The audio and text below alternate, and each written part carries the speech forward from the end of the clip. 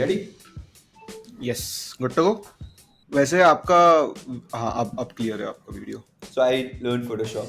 I was hmm like, yeah, I'm gonna whiten my skin and I'm gonna like remove all the pimples. I used to print 23 pages of portfolio because I was dumb at that. I didn't know that I can just take PDF. I used to think people, you are not working with a company, you're working with a person. And even the client is not purchasing from a company, they are purchasing from a person.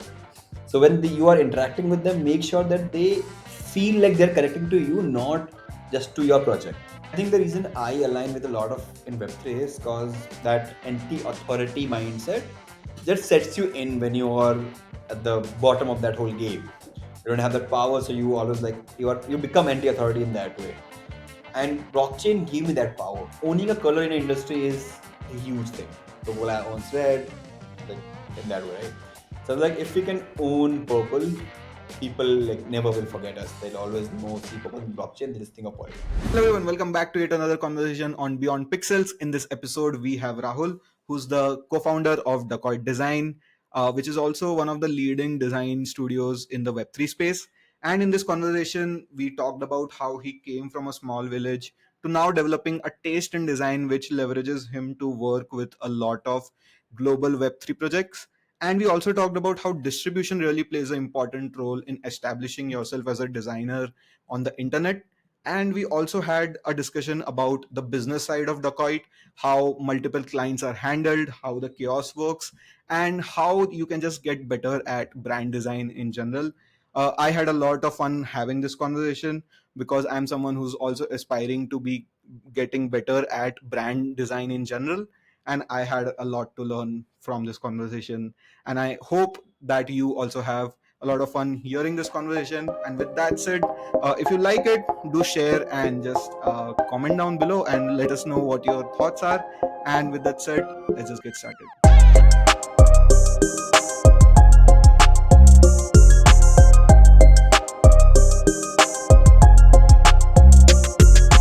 For the first question, the only thing that I've thought was ki you do a podcast where you ask all your guests, how did I become a designer? So let's turn the tables and let's just start from there. How did you become a designer? And yeah, maybe we'll take it from there. Okay, sir. Before we jump into this, you don't have to do an intro or anything like that. Like is direct cut kar loge aap? I have not seen the first episode Akash ka. So I don't have any या idea. मैं आपका एक intro बना के डालूंगा. Like then me. The Oh, then perfect. Yes yes मैं तो आलसी में से भी कर लेता था. I was just used to do this thing. नहीं नहीं how did you become a designer. Yeah, but yeah. So that podcast actually started because I made a post on Twitter, which was I think I told a lot of people again, as you said, that I post a lot on Twitter. But this is a tattoo I got, which is hex code for black, and Yes. this is how I became a designer. So as you might not see in this good light, but I have very brown skin, like dark skin. So as a kid, I was bullied throughout school, the same bullying any person with dark skin goes.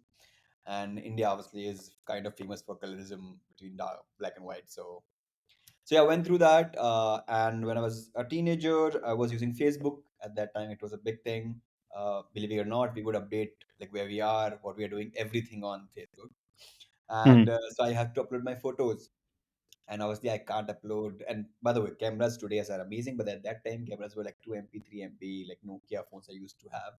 So I did not get a good photo from the phone itself. And having dark skin, it obviously looked much worse Hmm. from my perspective in that mindset when I was there because I was made to feel that way. So I learned Photoshop. I was like, Hmm. yeah, I'm gonna whiten my skin and I'm gonna like remove all the pimples and all the teenager face kapura and all that. Hmm. And that's what I did. I started doing that. And when I was doing this, I kind of found out about logo design. So I Okay. started with How logo. back are we talking? This is I think in What? 13th or 14th between that. Because I was in Okay. the third year of my college in 16, I remember, because that's when I got married. Hmm. I remember, but before I think it was earlier, like my school, first year of my college. So 13, Hmm. 14, somewhere in that Hmm. way, around 10, 11, 12 years back. So yeah, Hmm. like I started editing my photos, and at that time I was a purchase manager in a real estate company. So used to also edit or like do things for them. And they had a printing division in there where they used to make Okay. brochure and all that. So while I was doing Photoshop for my photo editing, I saw their department and I was like, what is this Coral Draw thing where they are putting these words and pictures and then they are the printing and looking so beautiful. So it got Hmm. me intrigued. I started with visiting cards in Photoshop itself, made for my friends, helped them out, and that's how I got into design. I just started with visiting card, then found Will Patterson, then see all these people on YouTube, started learning from them of how to create logos, and started making logos. I remember first deal I did was a barter with my barber. I charged like Hmm. 500 for it, and he gave Hmm. me like four haircuts, some shaves, and I gave him a Hmm. logo for in instead of that.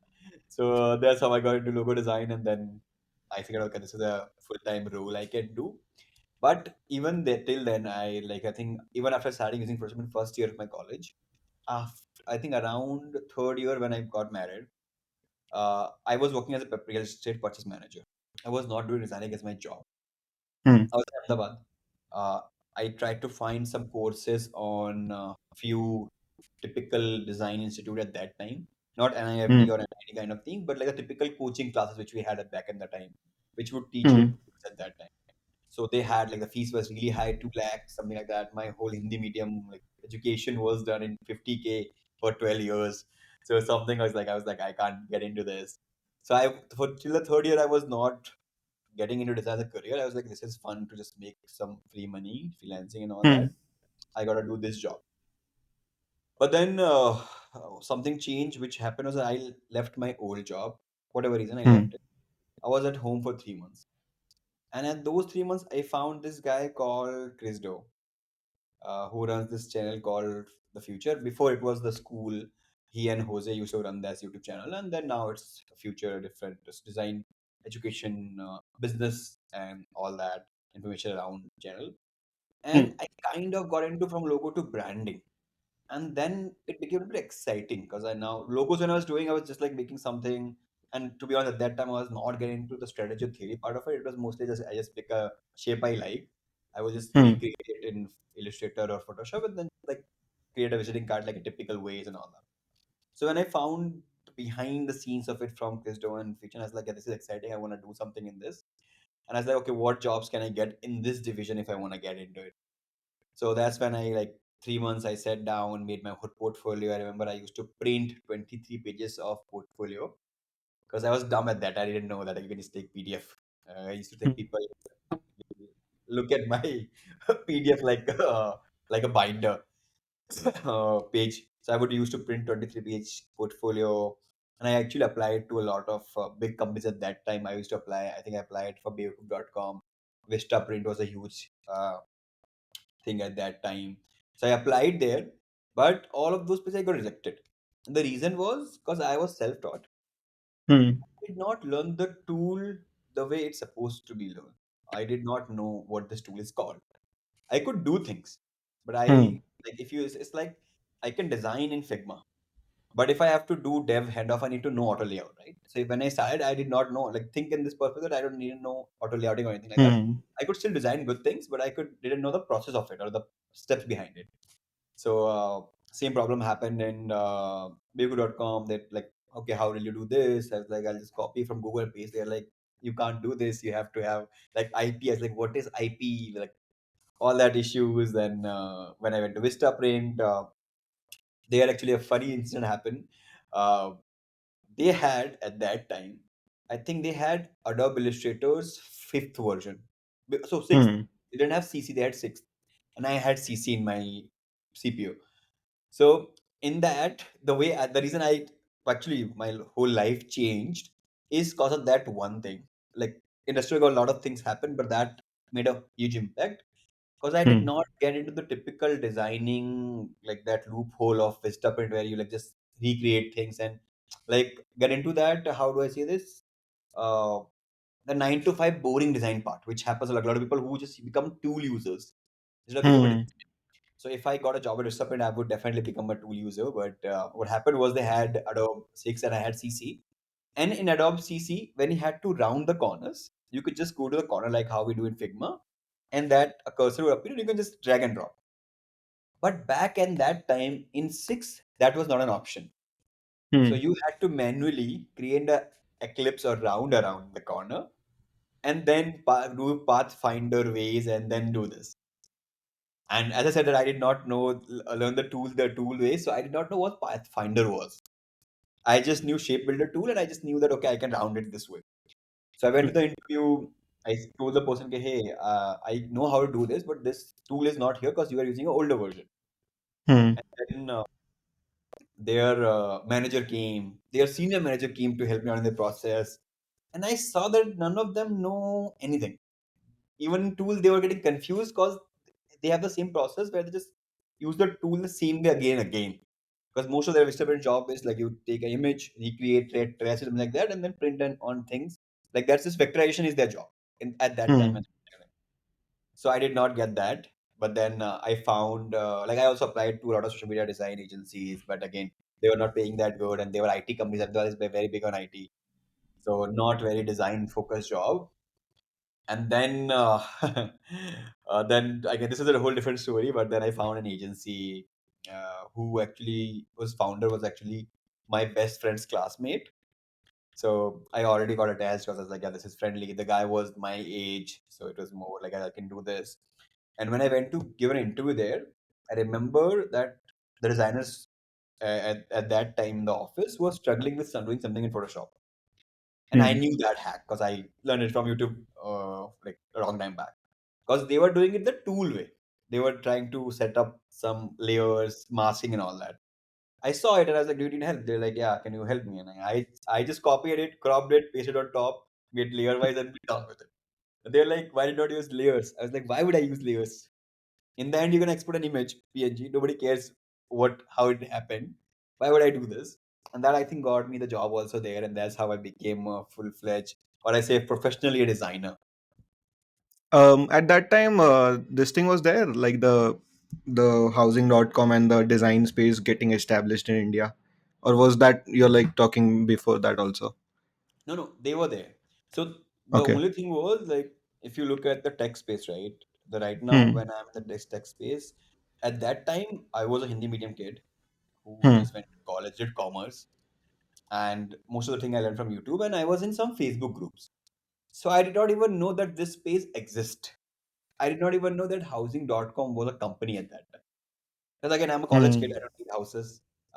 I have not heard of startup at that time. I don't know heard of building at that time.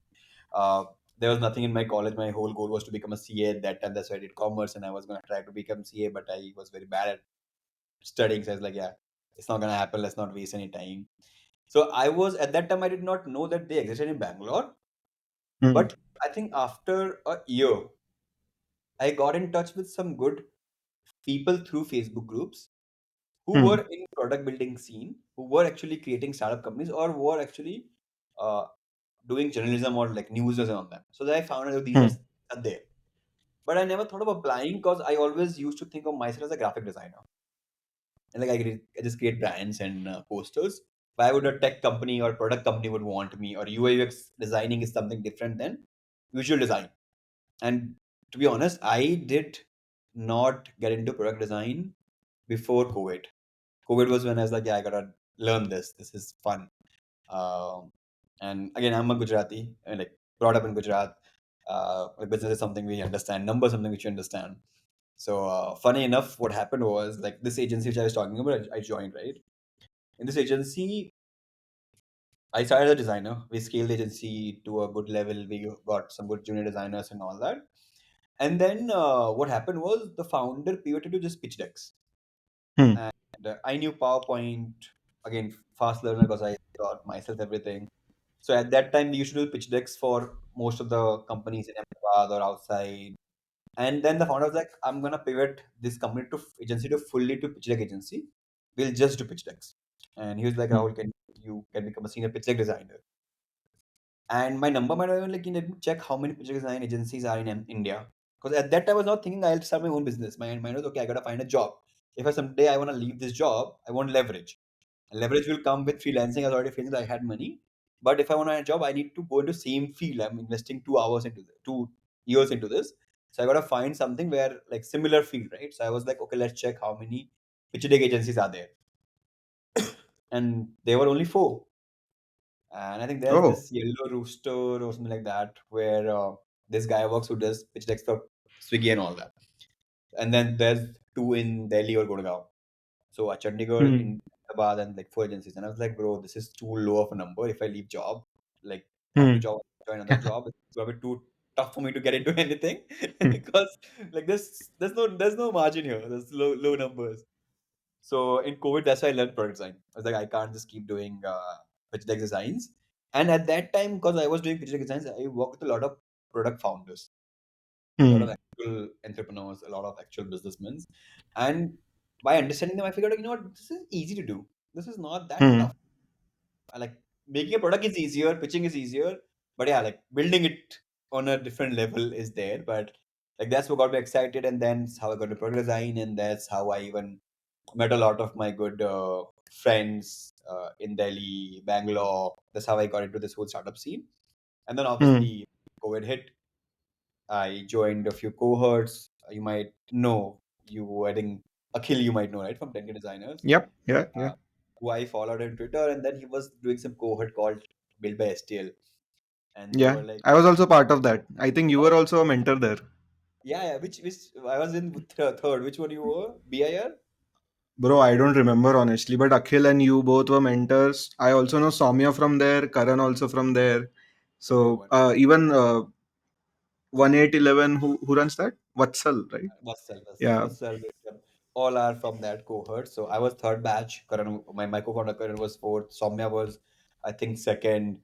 Utkarsh Bhaisa, which we all know, was the one of the people who were running it.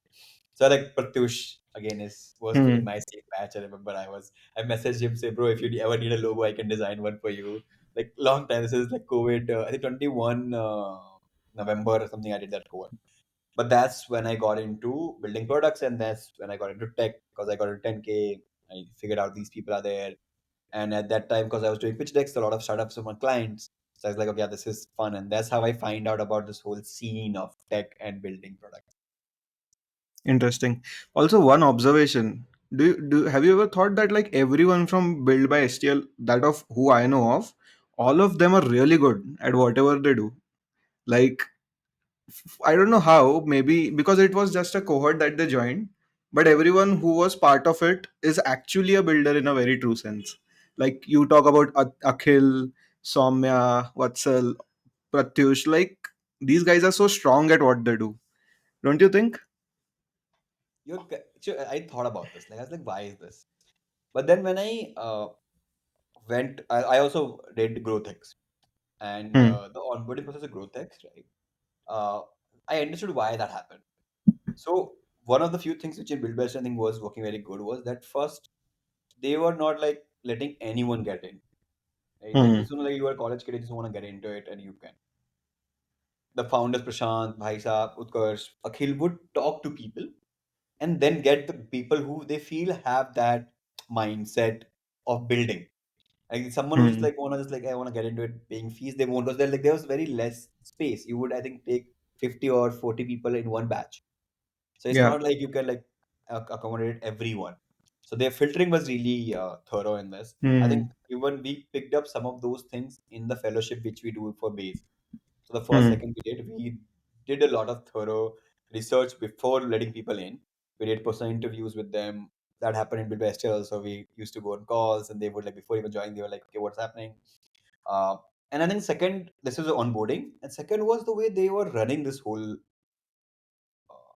program was really hands on. It was Hmm. not Yeah. pacing. We had call every week. They made groups, and Hmm. there were a lot of mentors who would like just sit with you, work with you, and also I think it's also about the timing because after COVID, everyone wanted to build a product. So anyone who wants to really build a product, they made sure that they stay connected. So I feel like Hmm. the even like obviously everyone is doing good build by steel, but there are people who are not also doing good or like left the job, the whole building thing and just moved on, right?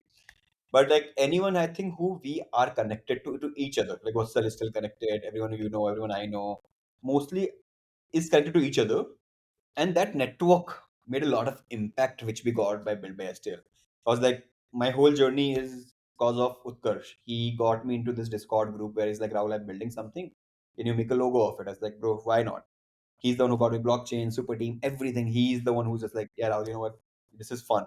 And then I started working on it. Soumya is got, Saxena got from him only. Pratyush got in the space because of him only, right? So that network, I think, happened a lot. And also, like, we worked with each other a lot after that. Like, when we launch Hmm. product, if Vasil is launching something, we'll promote it. If I launch something, Vasil will promote it. Like, I made a post about Vasil just 2 days back on LinkedIn. It's like, yeah, well, like, why not sell, like, shill your friends, right? So, that I think that network is something which is very huge. And that's why a lot of people are successful. I'll give you the same example in 10K. Hmm. So if you see a lot of designers in 10K are doing good, very bad, like amazing at the jobs and everything they are doing. That also is cause the network. Like you can ping me, you can ping Akhil, and they'll still help you even like after 3 years, 4 years. Like I've been not a mentor. I think last two session I have not been a mentor. I just like moved out of it. But you still message me, hey Rahul, I'm in 10K, I need this help. I'll still reply to you. Because like that Hmm. network is there, right? Like I want to help you out and any way I can. So I think that network thing, onboarding was one, and then network was definitely there. I think a lot of people who were extractive, who just want to extract value, they would get filtered out in onboarding, and afterwards, just like good people, good energy, and then it will happen. Like it might happen late. Like for example, Vatsal did 1811 laps, I think last year before he built few products like audio notes and Yeah. everything. He Hmm. was doing like good users, but it was not that crazy. But then it in 11 laps, and it just went too crazy, right? I was doing a Hmm. job, so that was going good, but the agency happened. Soumya, I think, tried building a few products, but then did not work. Bees happened, but we all are still together. Like we still talk every day or maybe every other day. We're still building something. We talk to, hey, bro, I'm building this. And this is not just about like, obviously, everyone I know in my network in blockchain, obviously, I talk to them. But Hmm. even Vassal, for example, I will just ping him every other week. "Hey, bro, what's happening? Anyone from the cohort I have on Twitter, I follow them. I like reply to their tweets when I see them because I want to be with those people who were there and they have that same hunger. They might not have made it right, like in our way, but I think they had hunger is the only thing they needed, and that I think these 3 4 elements added a lot of value. That's why I think success was there. Agreed. Agreed. Yeah. Yeah, it makes sense when you say it. Like all of these people are at it. Like something or the other, they are doing it, and like just being in touch with each other creates way more opportunities that you can imagine. But like before jumping into Web3, like I want to understand how you got into Web3. Maybe like the you can talk more about the how Utkarsh got you in. But I have one question before that. Like where you were doing CA, which was like a mathematical thing, and to you jumping into something which is creative, like there's some sort of confidence also needed, and there's some sort of belief. I won't say belief because you started off as a hobby and then got into doing it full time, but like what was that like realization that I can do this? Just that. When did you feel like that कि, okay मैं कर सकता हूँ ये, and then maybe whatever happened. Interesting. Like, I have an answer for this. I want to frame it much better. Hmm. So as a person, my father, like, he would make sure that I would never sit idle at home. Hmm. Like, in when I was in 10th, he would send me to some HR company, like work here. When I was 12th, he would just like, bro, go this. Like, most of his clients are real estate people, so he would like work here and there. That's how I got my first job. Also, like, some nepotism happened, but so I always had a backup. Like, I was like doing accounting. My father has his own paint business, so I can always go back to that. I was at backup. So this mindset of taking less risk was always with me. So when I was doing accounting, so before becoming virtual manager, I was an accountant also. So I was already working with Hmm. numbers. And when I got into designing, to be honest, like when I started, it was not love for the design. Brutally honest. Like I don't want to lie to you. It's not like I just felt like an amazing while creating a logo. No. The simple thing was at that time I was maybe making 15K, 20K or whatever in my job at that time. And I would just do a freelance project which would take me 10 days and Hmm. 1 hour a day, and I would make 10K INR. I was like, bro, this is fun. And remember, my day job is a purchase manager, which includes I have to run from building site, construction sites to the vendor shops, which in afternoon, evening, anytime. So mostly from 9 to 5, I'm just running from here to there, living on the construction site full day, where engineers are shouting, the whole like different atmosphere altogether. And then I'm doing this other work where I can just sit on my home in my PC, just move some pixels around, and I'm making the same money in half of the time. I was like, bro, economically also this makes more sense because I'll save more time. Gujarati bola. Your Gujarati speed. That and secondary because as I said that my office had a printing division, right? Hmm. So what I did was before jumping full time into it, I was used to just help them in printing. I would just help them in designing a brochures and all that for free. Like I mean, I'm getting paid only to do the builder job, right? Hmm. But I would do because I was like, I want to learn how to get a business part of it. So obviously freelancing was going good. I was making enough money, and then at that time, because again I was a business person, I understood leads at that time. Not I didn't know what that those were at that time, but I knew धंधा चाहिए, Leeds आनी चाहिए, तो पैसा आता रहेगा, तो काम होता रहेगा, तो सर्वाइव होता रहूंगा मैं. और मेरा गोल ये Hmm. था कि हर महीने make 40K or something like that, and I'll be okay. Like 40K annual is too much more for me at that time. And I was like, perfect. I think I can survive or maybe make yearly 4 or 5 lakhs. I can easily. Hmm. So while I was doing this job, or like I started doing helping them with printing, and then slowly, what I started doing was I started creating more funnels of a lead just to be safer. So I would join Hmm. Facebook groups. I would join design agencies which were there. I would just talk to their founders. Hey, bro, if you ever need freelancing, tell me. I can do. I even remember that I picked up few social media design poster work from UAE. Actually, one of our client was from UAE. He Hmm. would give me 250 or 300 rupees, and I think 6 dirham or something like that per post, and I would do 4 or 5 posts for them a month. But for me, at the end, that would make, let's say if I like he has 10 projects, so I'm doing like 20K from a fixed monthly retainer. So I figured all that out. Hmm. Then when I left job, and by the way, design was not something which I want to get into job as I was, right. The whole credit goes to my wife. So I got married. I left the Hmm. job, and my mind was like, just find another accounting job, something like that. And I was like, you do this, no, try this. I was like, but what if it doesn't work out?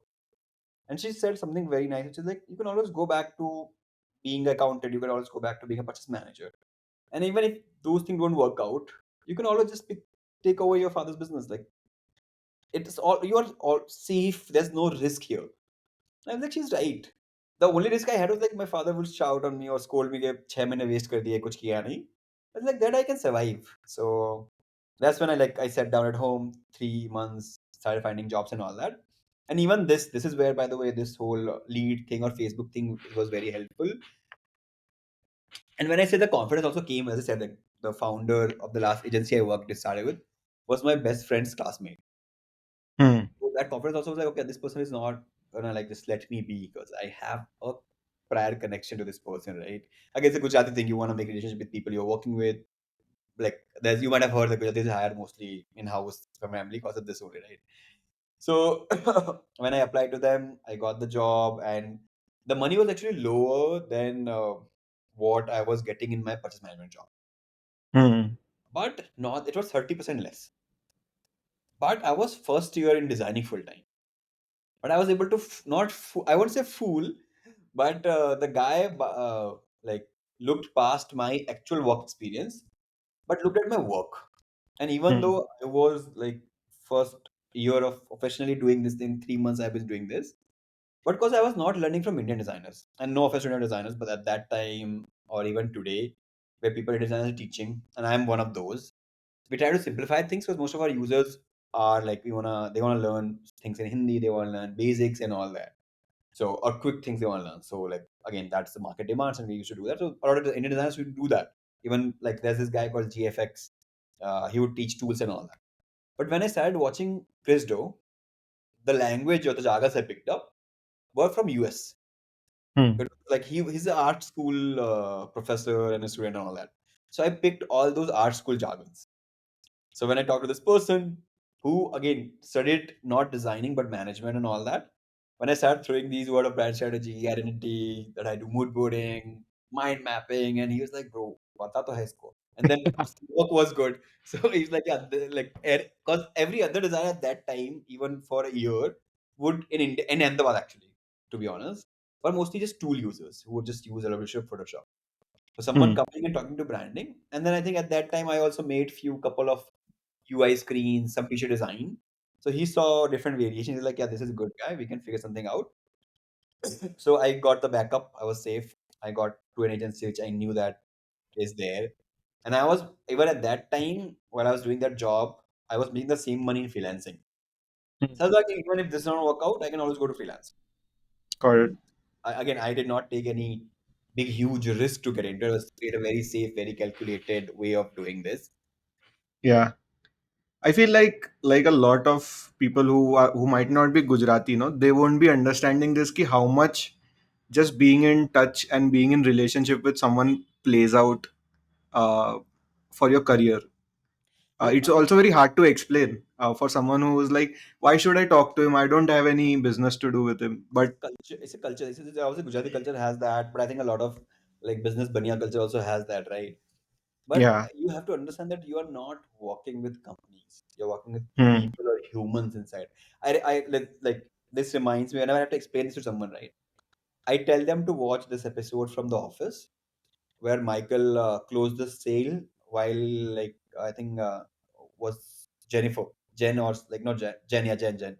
Jen and Hmm. Michael are trying to close the sale, and Jen is trying to like talk about business and all that, and Michael just takes that guy to Scrampton's bar, like they whole day they enjoy, drink, talk, and all that, and then he closes the pitch that okay, like the big companies they don't know Scrampton like I do, and this Jen is looking at him and like, the eyes are glowing, and I just tell them that that's sales, that business. Like you are not working with a company, you're working with a person, and even the Hmm. client is not purchasing from a company; they are purchasing from a person. So when you are interacting with them, make sure that they feel like they're connecting to you, not just to your project. I mean, in the last couple of years, maybe because of the agency, I've been delegating a lot, so I might not be able to get in that detail. But I still try to talk to my clients. I still try to understand, like, send them like very basic, like happy birthday, what's happening. Like the reason I only have I have Instagram is just because I can get on a personal level with people around me. Hmm. I can see Viraj is doing whatever on Twitter on work, but I know that Viraj is vacation here. And that Viraj is celebrating his parents' anniversary. And I will reply, like, bro, congratulations, what are you doing? Send me your address, I'll send you a gift. Very basic, like in a way, like very small thing. But Hmm. humans needs humans. And in the end, business or work or career, everything is byproduct. In the Yeah. end, the goal is that after 80 years, when you die, I knew some good people. I worked with some good Hmm. people. That's it. That I think that's the goal. Yeah, that's very true.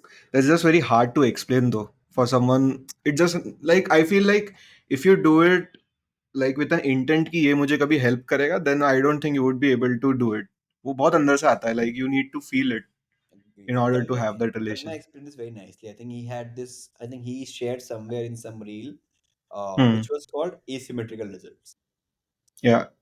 Like you don't have a direct connection of that result, but a Hmm. lot of thing happens which you don't know will happen. So you're just doing the thing you can do like one task, and that ripple effect will give you some asymmetrical result which you can never like assume that it will happen. And I have tons of those. Like if I just sit down and think of if I never message Utkarsh ke bro, yeah, I'll do your logo for free, I would never Hmm. be blockchain. If I never message Pratyush that bro, your DP looks, I don't see your face in that, we might not have a bond. If I never Dalpat, for example, the one guy who hired me Polygon, we'll get into it, but uh, I only like after 10 years actually he hired me, and I know him from 10 years. I've been following him from in Facebook for 10 years because he was a Gujarati guy who was building a design company in Surat, and I was like, bro, 10 years back, who's building design company in Surat in Gujarat? I want to I want to know these people. So that curiosity got me, and that asymmetric result was that after 10 years in a different industry, in a different company. He's a design head, and he sees me doing something. He's like, bro, I know this guy. He reaches out to me in Facebook only. Okay, bro, can we talk? And because he has seen my me 10 years back, he has the starting point. And now he has the exit point, like at the end point. Like, yeah, he knows the whole journey because he's been Hmm. seeing Facebook, he's been seeing me here, there. And that like added a lot of impact in my career. So like these kind of asymmetric results happens a lot in your life, like that you if you do it with intent that I'll get something out of it, you'll You I won't be think able to do it. you'll never. Universe has bigger plans than you can plan actually. Yeah. Talk me through that, no? Like you getting into Web3 via Utkarsh. Like, first part of the question is that how did you get into it? But more than that, I'm interested in like what motivates to stay into Web3 for now. Uh, just talk me through your journey and why you are still there. Hmm. I mean, the starting as I said, Utkarsh and I were in the same cohort. He was running it. Utkarsh is a serial builder. He keeps building stuff. So he was building something in for Christmas, and I think someone, I think Akshit, you might know Akshit Verma. Shout out. Yeah. Who runs his own agency now, Glow. Go check him out. But he was designing something for him, but Utkarsh was not liking it because again, product designer, designing things like product designers, right? Like Yeah. say graded and all that UI kit. No shade to product designers, but like, hey, you all have a problem.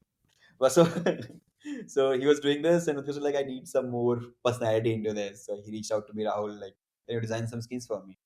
And I designed like a graphic design thing. I just made it like a poster or a video kind of a thing. And that's when Utkarsh paid me, I think, $500 in ETH. I think at that time it was some point 0.5 ETH it was. So he paid me that. He's like, bro, product. He made some money. So he's like, Rahul, here's what work you did. Here's the money for that. And I was like, this is nice. I can do this. So I was not actually in blockchain. I was just in that Discord group. Because I wanted to Hmm. work with these fun people. I was learning so much from Utkarsh. I was learning so much from Samya. Like Saxena has done, like went to Manipal, right? Like Pratyush went to some Delhi university. He's like lives in Dubai, used to design, build own startup. Utkarsh been doing this for long years. Akhil, for example, is a mentor on a Hmm. design cohort. And I'm just a guy who used to design pitch decks, now I know tech. And I'm friends with these people and I can learn so much from these. So it's like I don't care what I'm doing, how I'm doing, what I'm getting paid. I just wanna be in this group of circle of people. I wanna learn from this. I wanna learn their thought process. I wanna learn like I think a lot of people think which I missed in college or school. I was able to Hmm. learn later in those 2 3 years. So yeah, that's how I got into blockchain. But at that time, I was also building a product called Super DMs, which is a Web2 product. I did the work on that for 6 months, did not work out. One of our founding members had to move out, so project kind of got closed into the had some blockers and all that. And so after doing that, I was working with an agency in Delhi, and I was building products here and there, launching them, doing marketing, shit posting on Twitter, trying to grow my distribution, all that. Because who they never wanted to be famous. Like Hmm. everyone wants to be just famous in that case. At that time, I was just doing it for that. And then what happened was like Rudra just was born in 2022, I think Feb, and Pratyush joined Polygon. And when he joined Polygon, I was like, let me check which company is this. I knew what because we were building on Polygon, but I was never thinking of going getting full time into this. I was Hmm. like, it's a tech company. Again, I'm a brand designer. Why would I get into a tech company? That blocker was always on my mind. But then Pratyush joined. I was like, let me check. And I checked and found Dalpal. I was like, bro, ये तो घर का लड़का है. I know this guy. I like we talked on this. I DM'd him, bro, yeah, this is happening. Had a call in Jan. Then at that time they didn't need a again brand designer. At that time they're like, we don't need someone like this. I was like, no worries, we'll catch up, chill. Now that I know that you're in the industry, what's happening, all that. And then in May they needed a brand designer in their team. So that's I think officially I got into Web3. So at that Hmm. time, to be honest, I did not get with any thoughts. I was like, yeah, this is fun, another job. But then what happened when I got into this space? I started meeting builders. Hmm. I think I was in Polygon for a year and a half, something like that. And I did a lot of tours. I was in like, a lot of events I did in Jaipur, Bangalore, Delhi, and everywhere, Ahmedabad. And when I was meeting these builders, I was hearing these unique problems and solutions they were thinking on. And I think the reason I align with a lot of in Web3 is because, again, I'm born in a middle class family. A lot of powers we don't have. It's like that anti-authority mindset just sets you in when you are at the bottom of that whole game. You don't have that power, so you always like you become anti-authority in that way. And blockchain gave me that power. And also it comes with a risk that like if you're owning your data, that means you can even lose it and nobody will come to help you out. But that is a risk which you should be willing to take. So that's what got me. I was like, yeah, this is I want to do this. I want to make an impact. And also one of my selfish vision was like very selfish vision. Okay, again, which I mentioned is gonna come in here. In the starting when computer came, right? Like let's say Paul Rand, right? A designer which we all would know. Correct? Hmm. Now, how do I become that huge of a name? Like, how is that possible? Like Sapta, for example, Saptarishi, right? Swiggy designer, amazing, right? But if I talk to a design student in US or even in India who's studying not product design but art and all that, would they know Sapta? Hmm. Not that much, right? Because like Yeah. huge amazing product design, like tech, you anyone can tell, they're like, yeah, oh Saptarishi, I know that. Right? Design for design, you go, people will go crazy for him, right? I've seen by the way that live in Ahmedabad. Hmm. But if you go other design, that big of an impact comes from making bigger of impact in your work. That's how you Hmm. make legacy out of it. So I think Datta will make an impact. Like again, just like clarifying on that. So he's getting huge, and then obviously he'll do amazing things and doing amazing. So I think that will come, and he's already doing a huge impact. But my goal again was number wise. Okay, where are the less chances of fuck ups, less mehnat, and more impact? Hmm. And in this case, a lot of like this is at housing.com, right? If I was a designer at the time of housing.com, I would have a higher impact or a higher chance of getting successful because the numbers are less. The design at that time, Hmm. that industry is less. So if you're the 10 people, you have a higher chance. If you're 100 people, you have a lower chance, right? Like simple mathematics, right? So when I got into blockchain, and I was like, okay, how many designers are in India who are doing blockchain officially like this? And I was like, there's not that many. I Hmm. can easily get into this at 2022. I was like, yeah, I can easily make a name for myself into it. Hmm. That's what I did. I joined Super Team. I started creating content around design. I started creating a distribution on Twitter about design. And I think around after 6 months, everyone in Web3 who was like in India thinking of design, they would know my name. This is not a flex, but they would know because I've been interacting with some time around here. Like they're getting Web3 and they're like, okay, who do we ask for the design? Everyone would tag me there.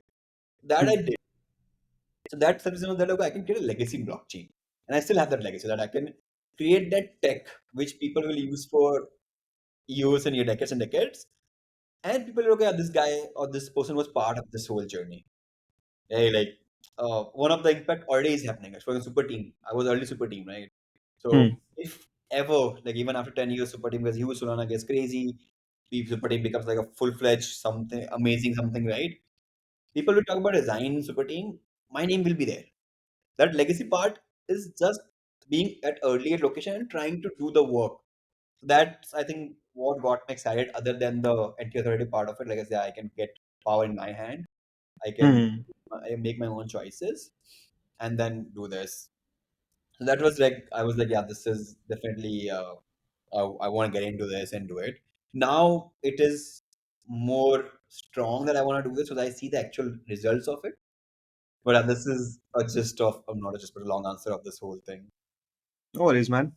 Um, what does an ideal world? So I feel like, and so I really see, I'm very like positive about Web3, but I'm skeptic also because I there was a point where I was there, but I'm not really that much in touch with that. But I have a this thing that someday it will be there in the space. But the way I look at it is that the time when it will be there, it will be very like it would be a one thing. There won't be Web 2, Web 3, stuff like that. But now that you're working mostly with like a lot of brands and a lot of products and a lot of founders who are like primarily building there, do you see these challenges like from branding and from storytelling perspective? And when you also maybe work with a particular Web3 company, how do you see these challenges and how do you move to make it like easy and accessible for everyone?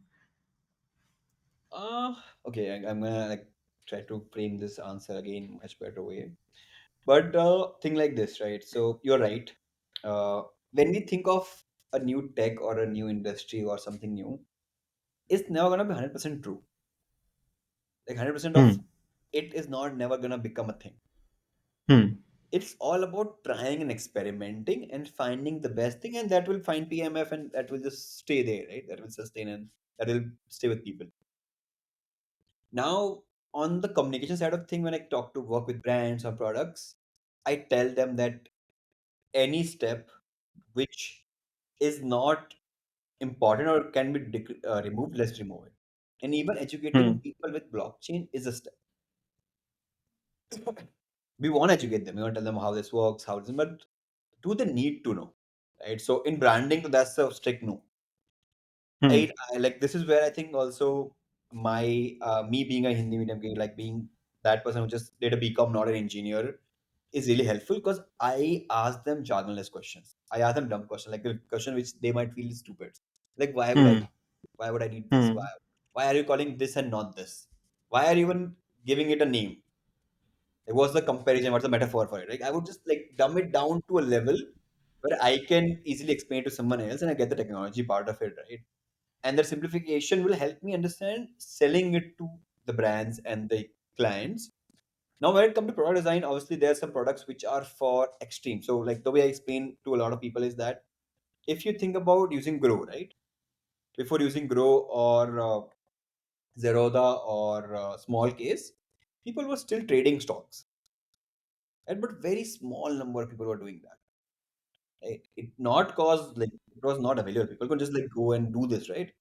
But the problem was the technicalities were so complicated, people were not able to do it. So then someone came who designed a better experience of doing these things. The tech still works the same way. The only thing is the use on top added a layer which made it easier for me to do that. Then obviously education happened, people understood why it works, how it works, why it is important, all that, right? Same thing is happening in blockchain also, right? Like the same trading which we saw, people are still doing. There's advantages who would like do it on a crazy level. People are interacting with wallets, blockchains every day are happening, right? But then Privy came. Privy is a, I don't know if you know anyone knows this, but Privy is a, mostly people will know it if you're in blockchain, but if you're not, Privy is a tool which lets you interact with blockchain with just email. And that like accelerated mobile apps crazily in blockchain. Because now I don't need to make a wallet, I don't need to import it, I don't need to keep track of it. Every time I make a email, I make a new wallet, I interact with it, I get the keys if I want to keep them. Perfect. If not, no worries. It's your choice. Right. So the power is still in your hand. The contract is still on smart contract. The data is still safe there. But now the UX has become much easier. Hmm. So my goal even is with the product I build, it's try to work with and like design for right in Dacoit, is to make sure that they move from this jargon heavy tech world to the consumers, to the people who will really interact with it. And that's why, like, two Hmm. bigger industries which I like to work in is DeFi and social fi or consumer fi in that case, right? DeFi because like I love simplifying concepts. It's again, it's account. Like I never thought I'll come back to numbers again after accounting, but yeah, I'm here. Yeah, that never leaves you. Um, One more thing I wanted to ask was that in working like in Web3, one of the experiences you had was working with Polygon. Correct. Uh, how was that like? Because Polygon is something like just that we were talking about. Ki there is a thing where simplification is needed so that more people can get in, and Polygon is one of those brands which even the non Web3, if I can say non Web3 as a word, also know about it. How was doing branding there, the dynamics, the team, etc.? Hmm. So I'll tell you by the way where I stand, like where I started on this. Okay. Before that, I had 2 or 3 jobs. Hmm. I never gave an interview. I mean, the first job I gave an interview, but like as I said, that I knew the person was my best friend's classmate, so the connection was there. Second job I had was my freelance client who just hired me full time. And all these are small companies, like 10 to 12 people. And I work in Gujarat, and most of the Gujarat business people might know Lala companies, where like you just work with relatives and all those, right? There's no structure, you're just like doing things. If there's one guy is not in sales, you do sales. If there's a one in marketing, you do marketing. Whatever needs to be done, you can do it, right? A very small team I used to work. Then I joined Polygon, 400 people in a in a one project, process for everything. I had 3 managers. Like Hmm. I have a manager, on top of it, there's another manager, then VC, and then like the founder and all that. And I always had talked with founder directly because I was just always friends with them in all my jobs. So for me, it was a very new experience. But what made it easier for me in the first 4 months was that Dalpat was my manager. Hmm.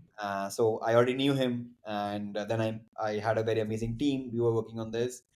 Now Polygon obviously had an advantage at that time, because at that time, if you think of it, like one of the thing which I focused working on myself and Dalpat, and we were like, I think my most than 1.5 years, most of my time went into this, which was to make sure that Polygon gets connected to this identity of purple. Hmm. Like if you just think of purple, you just like owning a color in an industry is a huge thing. Coca-Cola owns red, like in that way, right? So like if we can own purple, people like never will forget us. They'll always know, see purple in blockchain, they just think of Polygon. That's where major of my work relied. And so you will see a lot of marketing materials after I came, became very purplish. We doubled down on the whole theme. We added, play around with expanding few branding here and then. Again, when I was there, the company was in a restructuring phases. So we did try 2, 3 variations of different managers I had. Even branding wise, we tried some things here and there. But it was a very fun experience. First time I worked in an industry, and then I was like, I'm not going to work again in an industry. And then Why? after I just feel there's a lot structure. And in Hmm. Web3, I came to break that structure. Where I don't wake up every day and just give updates and not do actual work. Right? Hmm.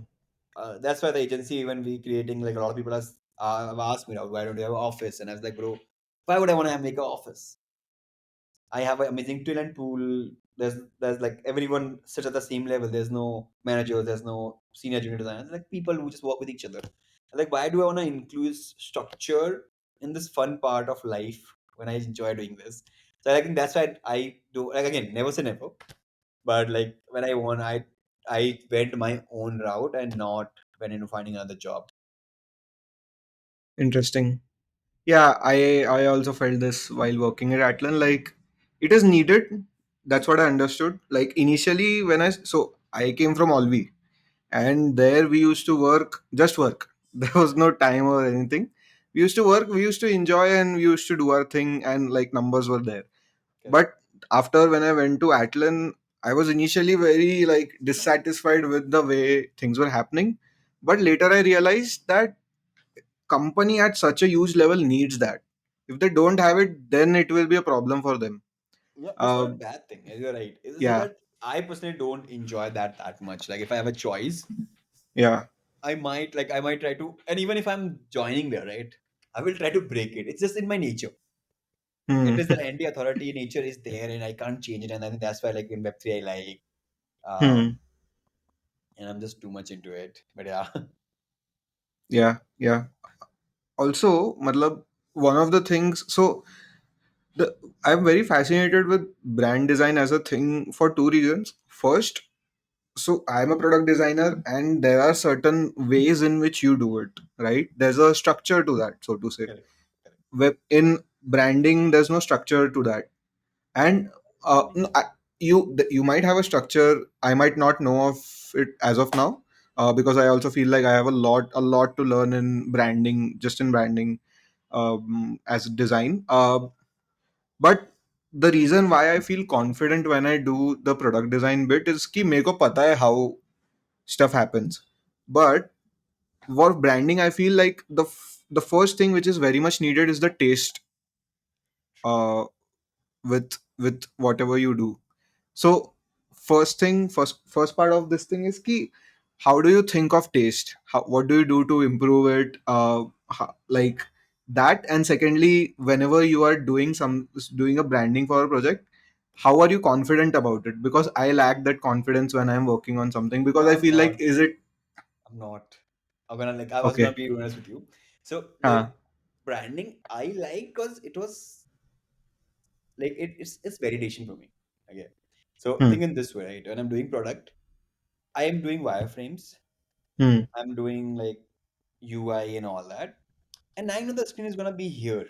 When I show to the client, I already showed him 4 steps before. hmm, Hand drawn, side map, wireframe, first draft of design, right? So the when I see the final UI, the client has hmm, already seen that whole UI, right? So there's no that wow moment for me. Hmm. And obviously now in product design, I've found that wow moment, which I do is that I add motion interactions and all that. So when I'm designing with people, I try to keep the UI part first in a cleaner variation, and then I'll add the graphic part, which I love to do. Hmm. Like add a layer Hmm. of branding on top, which gives me that wow moment in product. But I started with like I would be just sitting with someone. I would like, hey, I made this for you. Here's what I made for you, and their eyes will just glow because they look at this and they're like, yeah, this is amazing, Rahul. And that appreciation was something which used to give me dopamine. It's like, yeah, fuck yeah, that's amazing. I do Hmm. this. I did this. Like I made someone happy with this. Like I was like, I want to do this more. So that's why I got into it. So I didn't want to put a structure on it. But when I Hmm. started freelancing, when I started working with a lot of agencies, I figured out that the problem is US or like let's say art school has a process to this. There's already a branding process exists. And so if you go to Okay. the, I copied it from Future only because like they were the agency I knew at that level, right? So they have a process which is very simpler. But one thing I noticed was that in US the process was very much on designer first, like design heavy it was. So like as a designer, a client would just trust me to make something for them, and they would like, yeah, Rahul, you made it. Here are three options. I'll choose from one of Hmm. them, right? But that would work for US because a lot of those designers actually would come from art school. They would have that confidence which you say, right? They would have that confidence that like, yeah, we know what we are doing. We have the taste and all that, right? That Hmm. insecurity or like imposter syndrome won't be there. So they will just go like, here's three options. If you want to choose between this. If not, I'll bill you this. But this is the only thing I'll do. If you want one more version, it will charge you this extra and all that, right? And I was learning all this from Future. And I was like, bro, let me try it. I tried this in India and it never worked. But the problem Hmm. was Indian people in my most of the clientele, even now, by the way, and now that I work with everyone here, I figured out that it's not just a US and Indian thing. It's the very best of a human thing. Like most of the humans will do that if you don't have that confidence. Like, yeah, there's option of choice, choose it or move on, right? Hmm. What they would do is they would like ask their wife, they would ask their sons, they would ask some uncle who like yeah they like some person who's doing business like they said this logo will look cool.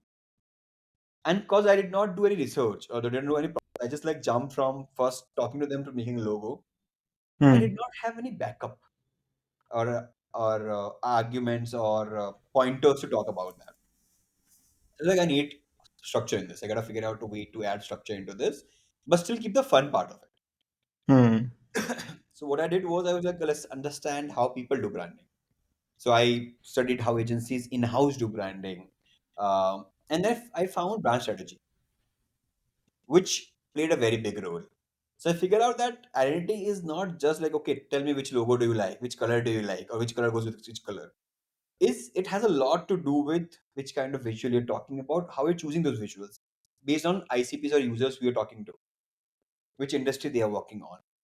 How much time do we have with interactions of people when they like is it when they became like a full product thing, like how many touch Hmm. points I have. Are they seeing my ads on Twitter? Are they seeing my ads on wallpaper or walls, billboard where they are seeing my ads, right?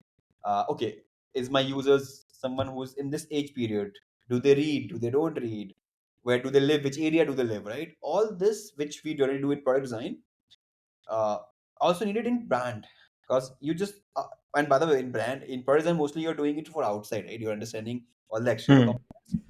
In brand design I only didn't have to do this for external, understand who they are doing this for, right? So I've simplified this in a very simple manner that think of a brand like a human, Hmm. right? Like how a human has a purpose, personality, right?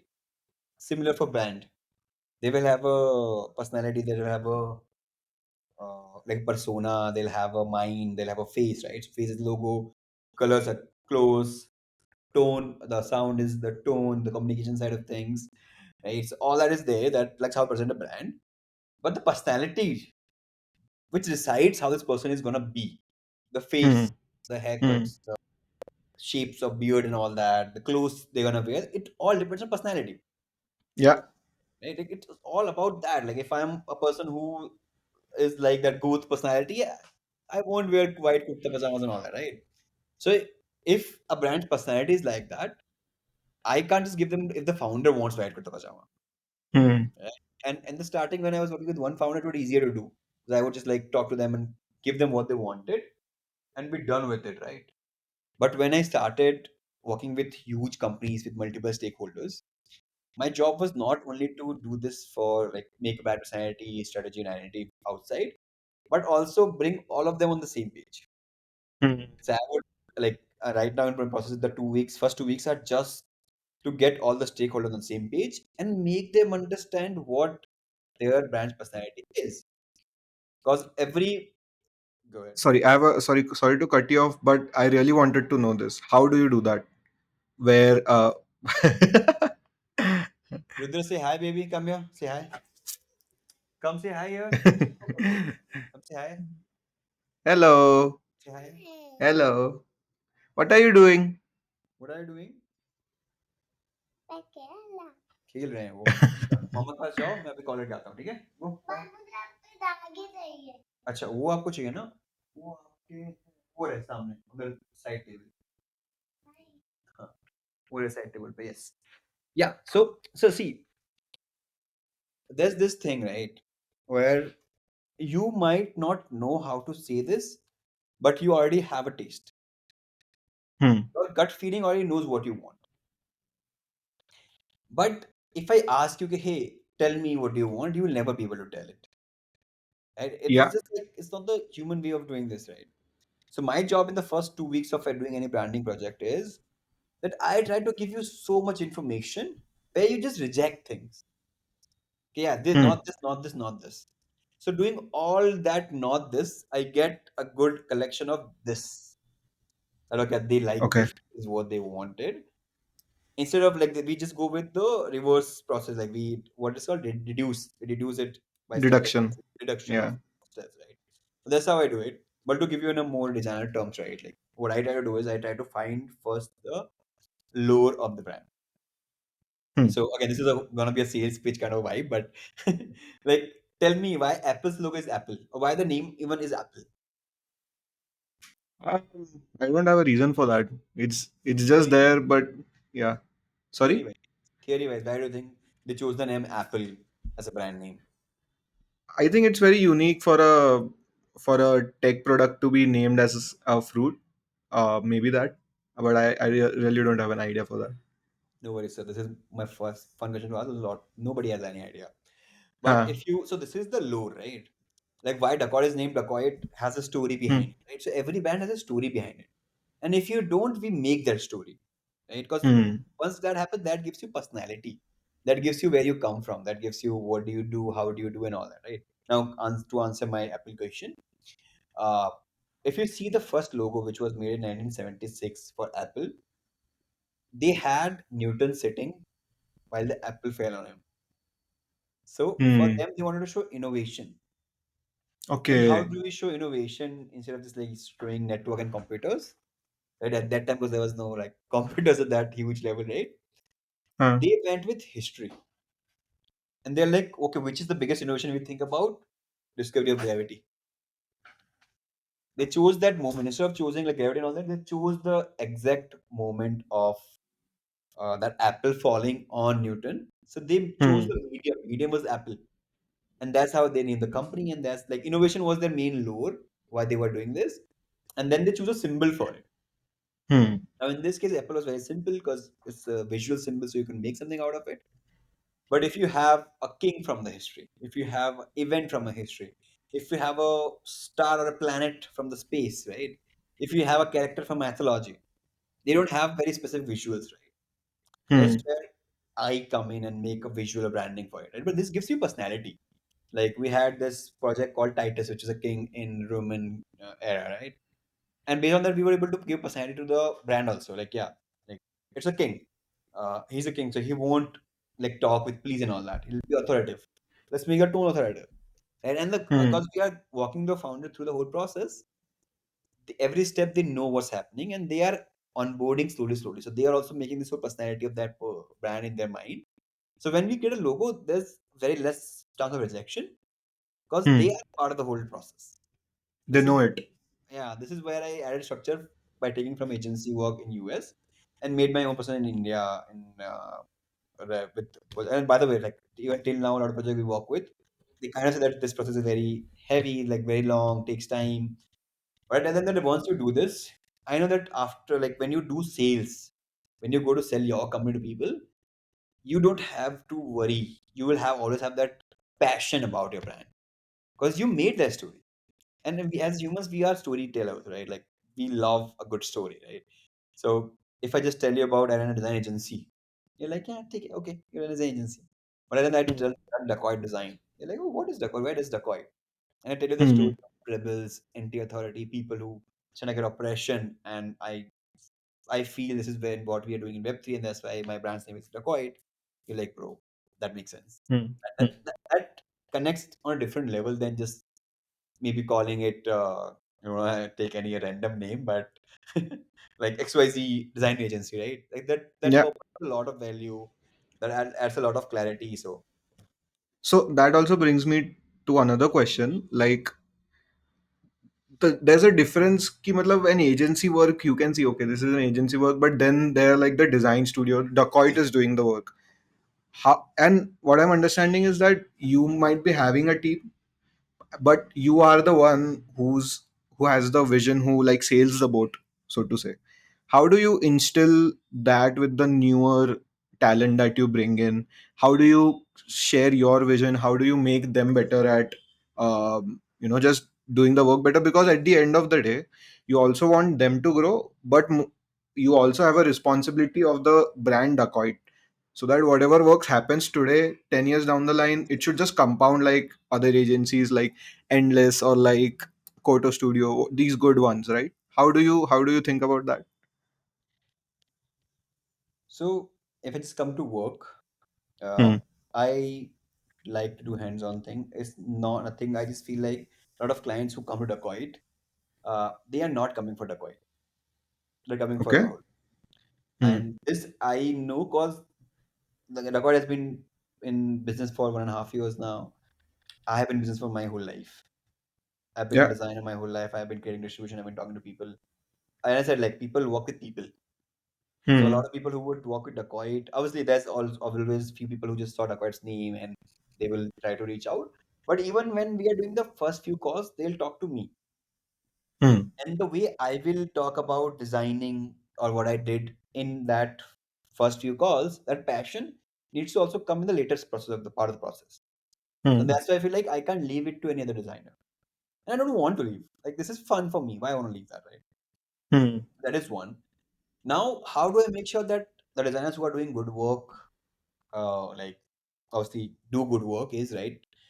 So first step is, as I said, in build by STL, 10K, growth X everywhere. The onboarding Hmm. needs to be very strict. Like I filter out a lot of people. Generally, I try to get interns, right? People who just want to start and who want to work with me in that case. Hmm. And I this might be a bias for me, but I just feel like people who are poor or like grow up in middle class have maybe I am biased because I am from that side of You thing. have that background. Yeah. Right. But I feel like they have more hunger and they're more experimentative and that there's no concept of life work balance. Hmm. And while I feel like you should have it, but I feel like if you're learning and you want to learn in the starting stage, you should, I mean, it's your choice again, but you should figure out if you want to do this or not.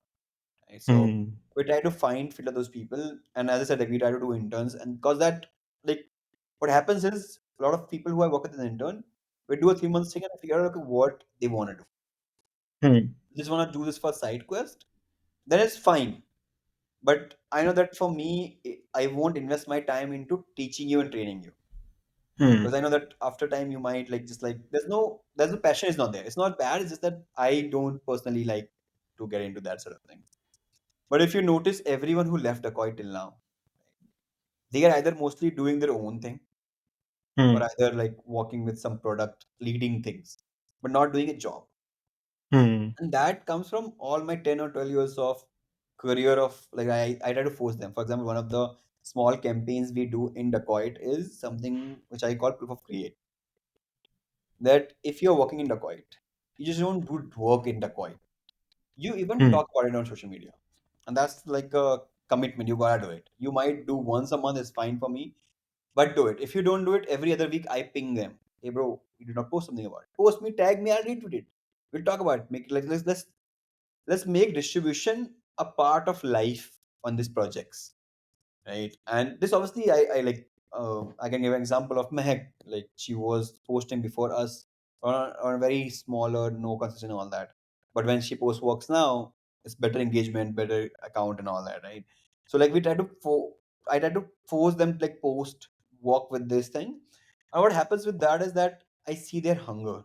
Like I can Hmm. force them for a month or two that post about things, right? But if they don't have that hunger, and a lot of people like even in designers we hire have imposter syndrome. That's very natural. They're like, who would care about my post? And I was like, nobody. That's the fun part of it. Nobody That's cares. the good part. People won't see. Yeah, just post. And worst case scenario, nobody saw your design. But still in your portfolio is there. And I give an example that like I give them example of my opportunities I got just by posting. Like a lot. Polygon happened because I was posting on Twitter. Dacoit happened because I was like posting on Facebook at that back at the time. You still can go to my Facebook profile and to 13, 14, you will see me posting website work or something like that and saying, here, call this number freelance work. I have posted my number there. Like, it's like this distribution is part of the game. And when designers focus on that, or even anyone, I think right now I'm trying to see how can I create distribution for devs. Like other than design, I want to do that. Like content creation, that's how I got in content creation also, right? Creating Hmm. distribution, I have now want to help more devs create content, right? But this whole narratives, these values, I try to give to my designers, and this again is a very bad thing as an agency founder. But I feel like I'm an enabler. Like there's no rule that you can't freelance in the coin. Okay. uh, Most of the time I will send them leads ki, bro, this is like something which they have a lower budget, you can work with them directly. Hmm. And I will go and tag them on Facebook profile ki, Twitter tweets ki, bro, talk to this guy, he's on about Dacoit, he'll do this. One of our designer recently is just going into fellowship, and I tried to get, like I was like, I talked to this man, like, you need to get her, she's amazing and all that, right? So my job is to make sure that they grow, Hmm. right? Again, I can always hire more designers. I Hmm. can always get manpower or work out of people, right? But getting that again, it's a whole legacy thing, right? Someone after 20 years who like, okay, I who's doing something and they're like, okay, I started Dacoit. That one thing I think has a lot of impact on me. Like I want that thing. And I don't think I can do that by just exploiting employees with like just thinking, just do work and don't do anything else. Just give me work, don't leave me, work here only. I was like, bro, you leave in 3 months if you want to. I'm fine with it. If you're growing, I'm happy. Like Hmm. I'm paying you for that 8 hours of work. If you're doing that, then do whatever you want. I will help you do that. But do that work of which you expected. And like this is one of the problem which we face in Decoit is that because we are not adding a structure of like follow-ups, micromanagement and all that, right? Which happens in a lot of agencies that they have seniors and all that and they're following again, again, again. Mine is like you take ownership. Hmm. And the reason I can do this is like I know that in Friday someone is gonna, let's say, have a client call and we have to create a branding presentation. And I know that okay, the designer did not do anything or they were not able to do anything. I can pick it up in 2 hours and get done. There's a conference there's come from like, you experiment for 3 days. You take ownership of this, you work on this. If something fucks up, I'm here. Hmm. So I try to do Interesting. this for them. And I think like a lot of people we have, like one of our designer called Kushal, is now actually doing our design, Dacoit's work for us. Like yeah, we are one of his clients now. So I think like these kind Oh, of things have a lot of value for me. Like I feel very happy when I see people who are like, what, we started because of this. Even that is if it's a ripple effect, I'm happy. But that's adds a lot of value for me. interesting. Uh, Also, like I partly got the answer for this, but I would like to hear from you. Like while you're onboarding more clients, also I feel like that's a very hectic process if you think about it. Just like managing multiple clients, and maybe you can talk about your co-founder as well. We have not mentioned him for a long time while talking about Decoit. Well, he has But reputation, I won't mind. But oh, awesome, awesome. But I think attention is all what we want. that's true. Uh, but my question is that first of all, how do you manage multiple clients? Is there a process to that? And secondly, how do you convince them to pay money to you? Because uh, I'm sure that Dacoit being a studio, it has its own brand, and with brand comes a special kind of luxury value that you bring to the table. But there might be cases where the other person might need convincing for that. Keep, we need this. This is what we charge for. You How do you navigate? don't convince. Okay, so these guys are convinced before you Yeah. jump into that. See, I feel like anyone who I have to convince for starting a project, right? Like Hmm. the way I explain them, if I have to talk to, like, I understand that, okay, these people, uh, the clients which I'm talking to, they don't have the budget, which I understand. Like, budget is a Hmm. very simple thing. So you have it or either don't have it, right? I am no one to push your budget to any other number. Hmm. If you have budget to 5K to brand and website, perfect. You will find people who will do it for that. And Hmm. I'll put you in touch with those people. Hey, you know what? Interesting. Work with this person. They have this budget, and you will get good quality of work. You will just don't get Dacoit's work or Rahul's work. That's simple as that, right? That's a mic drop moment. Like, Dacoit ne मिलेगा. I never like you. They'll do amazing work. It's not like they'll do bad work. It's just Agreed. that my experience or my work comes from being a Web3 builder for 4 years, designing for more than 12 years now. In that case, the whole life I've lived, the people I've worked with, Soumya, Utkarsh, Patush, all I people, Arnab, I have learned from these people, right? All that experience comes into the 300, 200 plus pitch decks I have designed. All that experience is with me. Which when you buy the service of mine, you're not just buying for that service. You're buying all that experience also. You're not Interesting. just like say like just getting a logo. You're getting Hmm. advice on that also. You're getting advice on how to do your pitch decks also. You're buying my time to be with you in that time. So I'll try to give you the best of it. Hmm. Right? So that is I think why I don't convince for the pricing part of it. When it comes to like how do I like onboard them, manage multiple clients, that obviously happens because I have my co-founder. So one thing when I started made it very clear that I don't like doing daily communication, stand up and calls and all that. It's a very structured thing, a very routine thing. It takes the fun out of designing for me. And also the fun part is that if I talk to them every day, it's like if you watch like a great example is Shah Rukh Khan, right? If you watch Shah Rukh Khan every day on TV when he releases a movie, you won't go. It's just too much exposure, right? But what I want to do, like, I want that, okay, I will talk to a client once a month live on face to face and share some of my work which we did for them and walk them through presentation wise, right? Weekly calls. And I feel like when I do that, the impact I have is higher. The attention the client has also has very higher. So what I try to do is we try to do a lot of calls async in a Figma file. But even if the calls are doing, I try to get my co-founder to go or the lead designer who's helping me out to go and try. And I tell the designers, okay, you Hmm. know, this design is going to help you out. I'll jump on the next call. Just don't like I work on this. No, he was the update. I send them to maybe a notification or like message on Telegram. But the designer is going to present it. You go through it, and then we can talk back on the next call and then get more into detail. Because I know that if I go on a call, I'll take 2 3 hours until I find a solution for you. I can't do that every day for everyone.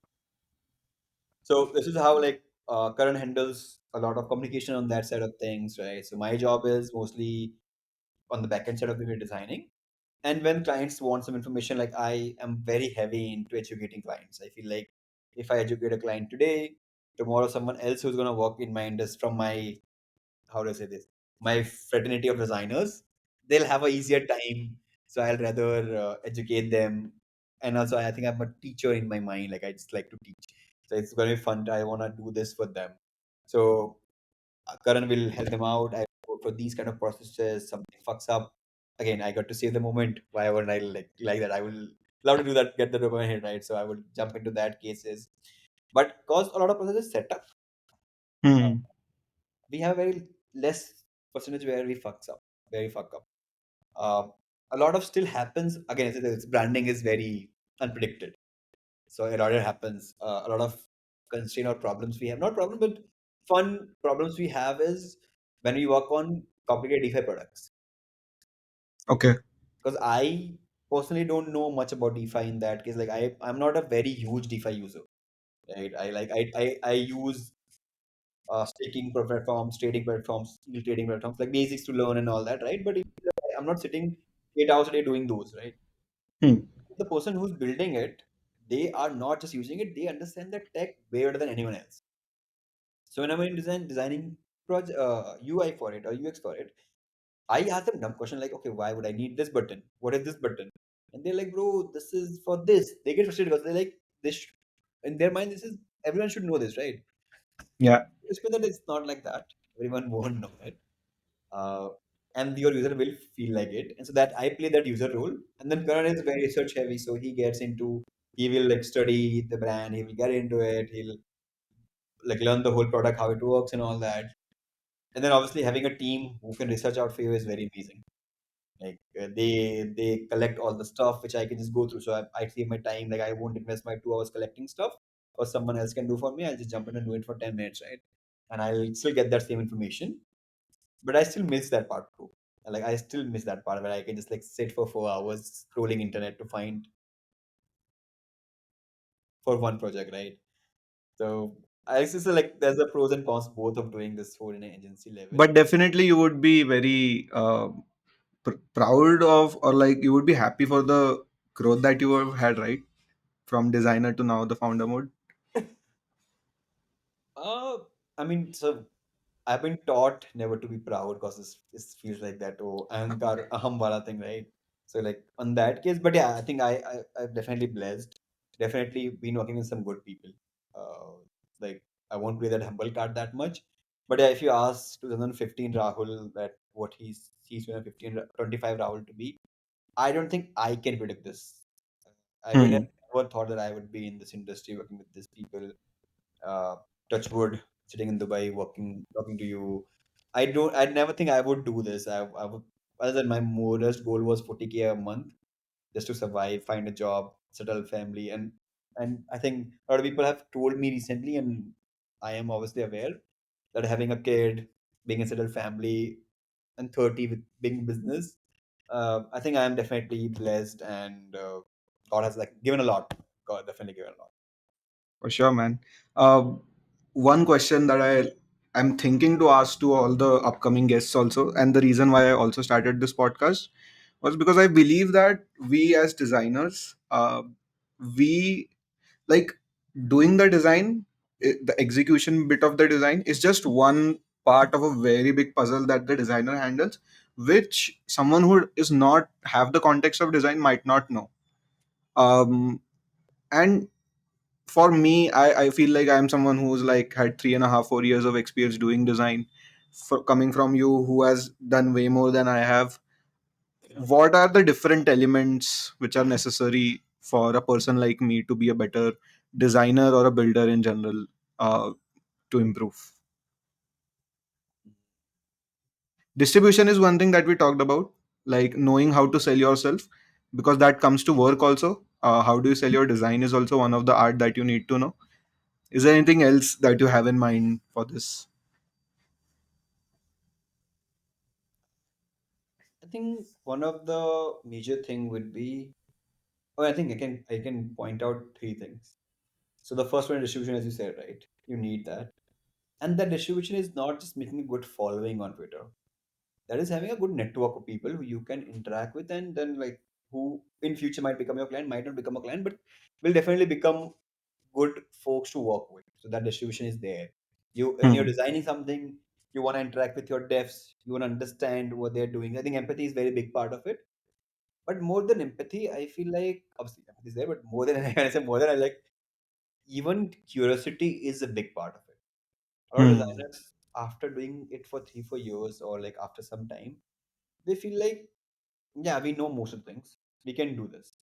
But that curiosity to learn, the curiosity to like ask questions and we look as like I still face this by the way. This is an internal problem for me that a lot of people because they see me that okay I teach design doing as you said that like doing this for 10 years and all that, right? I feel worried should I ask this dumb question? But then I feel like if I don't ask this dumb question, I won't get that information which I want. So even if I'm after Hmm. years of designing, I still ask them questions. Even if I feel like this should I know. I don't know. And I want to learn.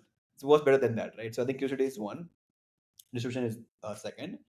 And the third one is don't like so a lot of people I think design when they say like as I think taste wise you were talking about, right? There's two type of taste, okay? There's obviously that taste which you just like have from growing up. because you come from that culture, you are around that life. Like obviously, someone who grew up in Ahmedabad or someone who grew up in Chambal will have very different taste. The reason I have taste or I feel like I see good things, aesthetic and things and all that is because when I was growing up, TV was there. So I watched tons of US, like non-Indian TV or even Indian TV. When I was watching more aesthetic, pleasing things right there, right? Yo, Rahul will be back in a moment. I could have simply stitched this video and you would have never known that this happened. But this just seemed like a cool idea. Thank you so much for listening till now. Let's get back to the episode. Cool. Yeah, I was Yes. just answering the question. Right? When I say taste, right, people have different taste because they consume different things, right? So the third thing I feel like is people should not stop consuming. A lot of Hmm. people who become designers, they would like sit 8 hours on front of Figma, work on the projects they have, and they're like, okay, now we need life balance and all that. And I think you need it, but in that you still need to consume good, tasteful things. It could be visual, it could be on taste wise, it could be like in your daily life, the clothes you wear, the things around you, and like this affects a lot. Like when I am in Ahmedabad in my parents' home, right? My room is very different than I have one here. And when I'm here, I'm in a very different mood. Not because I hate that, but when I was living there in COVID, I didn't have a choice. So I would Hmm. consume a lot of media to get that aestheticness or the taste and the develop that taste slowly, slowly. But now that I moved and I can see that this is an option where I can live in that aesthetic, when I can feel that aesthetic when I'm around, I can feel good design things around me. They have an impact on me. So I think creativity, curiosity, curiosity, distribution, and then consuming. Hmm. Gotta consume things. If you don't consume, like I've been one of the victim of this. For the agency, most of the time I just goes into designing and then managing people and then doing leads in Twitter. I have not been able to consume things. Like I have not watched a movie like other than F1 recently, which I watched. And I felt so creative when I was watching F1. I was like, yeah, this is so fun. I was noticing camera angles. I learned a lot of. I was like, I want to do that POV shot. I want to like. I'm obviously in Dubai, so I can go to Abu Dhabi and try to recreate that walking shot. But my point is like that creativity is there. No? Like, I can create that walking shot anywhere, any road, right? Where like you're just like walking that bag. Like if you notice how Barrett is walking when he's coming to that arena, he has Huh. that bag on the right side, like hanging, and that aesthetic. Right? That's a visual part which I won't remember it that I am doing this for this. But next time I'm hanging a bag, a gym bag, like a duffel bag, I'm gonna hang it that way.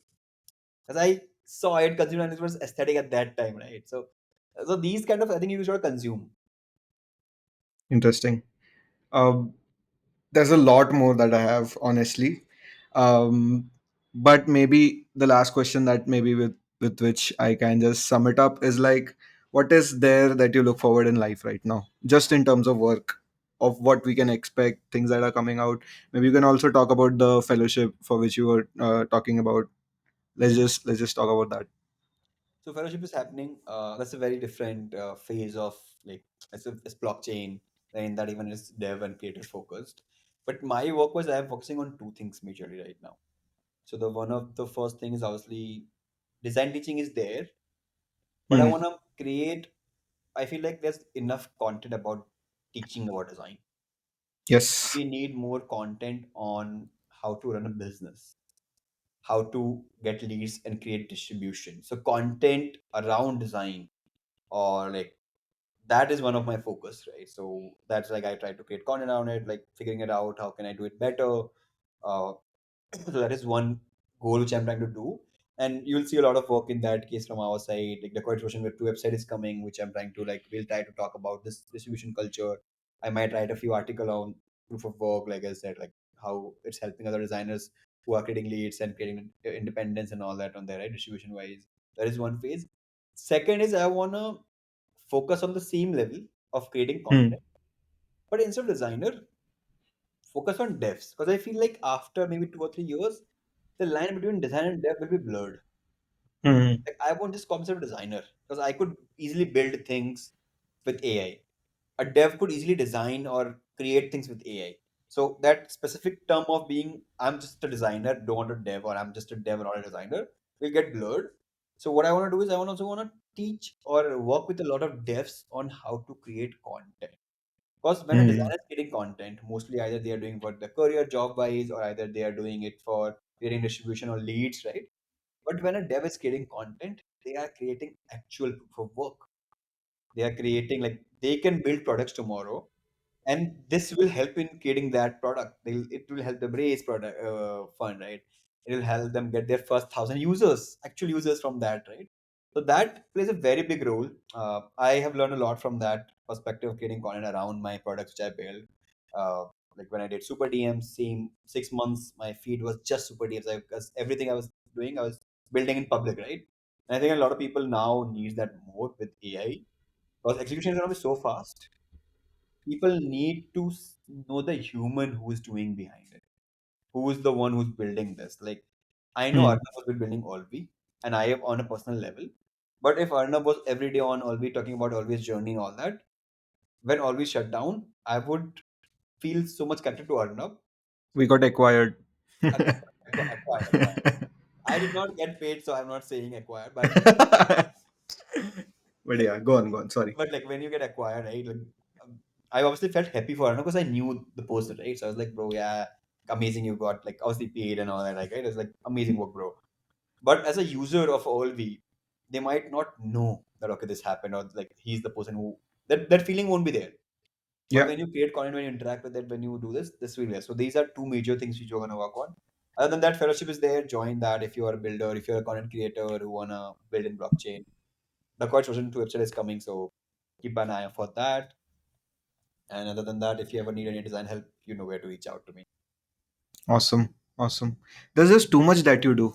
I think we can have another conversation. There's so much I feel like we can talk about, but maybe for another conversation. But one thing that you talked about, and that is also the vision that I have with this uh, Beyond Pixels as a series, is to talk about the business side of things, the how the operation side of things. Like, for someone who has never worked in an agency, they would not know how handling clients work, or what's the dynamic with a co-founder, what are the types in which you divide those responsibilities. And maybe conversations like these and calling people like you, maybe we get certain idea of how those things happen. So yeah, thank you so much for just saying yes to this and just being Rahul on the internet.